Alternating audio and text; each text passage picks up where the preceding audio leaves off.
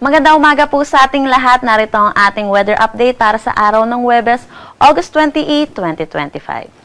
Patuloy natin minomonitor itong low pressure area dito sa west ng ating bansa at ito'y huling namataan sa layong 435 kilometers west ng Sangli Point, Cavite kaninang 3 a.m. Kung makikita natin, ito ay nakapulang bilog, meaning mataas ang tsansa nito na maging isang ganap na bagyo. Pero kung ito man ay magiging ganap na bagyo, ay ito'y malapit na dito sa border ng ating PAR line at palabas na rin naman ng ating Philippine Area of Responsibility. Sakaling maging bagyo, papangalanan natin tong Jacinto.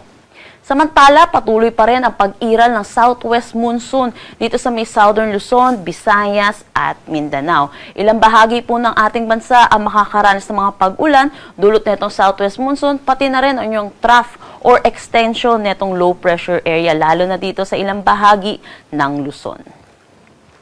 Kaninang 5 a.m. ay naglabas tayo ng weather advisory hinggil sa magiging paulan na itong southwest monsoon or habagat natin.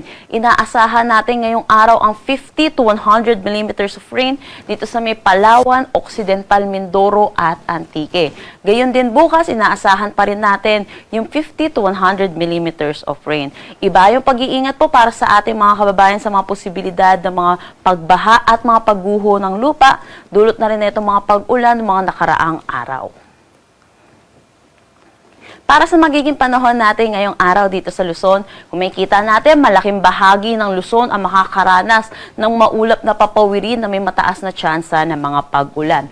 Dito sa may Ilocos Region, Cordillera Administrative Region, ilang bahagi ng Central Luzon, dulot ito ng trough or ng extension nitong low pressure area natin dito sa West Philippine Sea.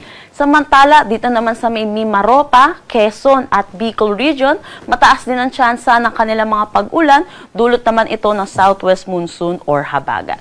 Para sa Metro Manila, yung karatig lugar po natin at dito na rin sa ilang bahagi ng Cagayan Valley, makakaranas naman tayo ng bahagya hanggang sa maulap na papawirin pero may mataas pa rin na tsansa ng mga localized thunderstorm lalo na sa hapon at sa gabi. So iba yung pag-iingat para sa mga ating mga kababayan at magdala po ng mga pananggalang sa pag-ulan. Agwat ng temperatura for Metro Manila, 25 to 32 degrees Celsius. Lawag, 25 to 30 degrees Celsius. For Baguio, asahan natin ang 16 to 22 degrees Celsius. Tuguegarao, 24 to 32 degrees Celsius. For Tagaytay, 22 to 29 degrees Celsius. At Legazpi, 24 to 30 degrees Celsius.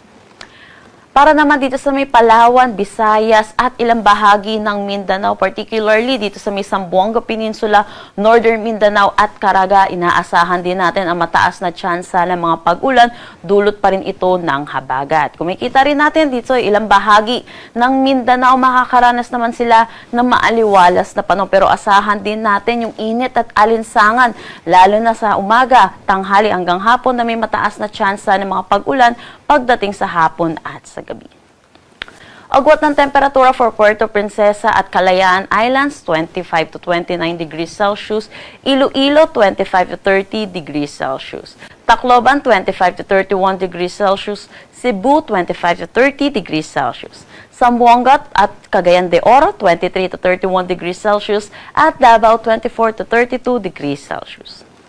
Wala naman tayong nakataas na anumang gale warning sa anumang seaboards ng ating bansa.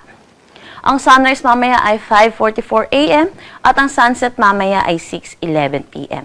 Para sa karagdagang impormasyon, bisitahin ang aming mga social media pages at ang aming website pag-asa.dost.gov.ph.